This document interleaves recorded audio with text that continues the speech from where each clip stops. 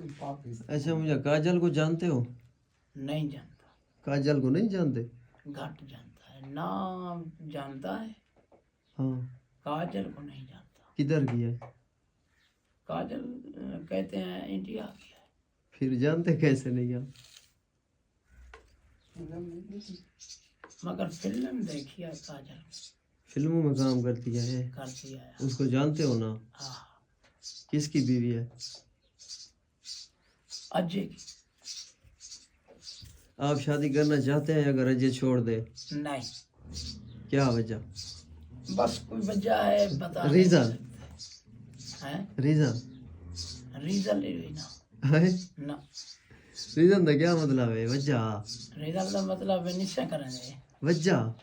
वजह कोई है बस यार, रीजन तो आखिर बैठे हैं, वजह यह है। रीजन का क्या मतलब है? रीजन का मतलब है गलीज है, क्या गली खराब है। खराब क्या है? मुझे काजल है, एक्टर है। अब एक्टर है हाँ। लेकिन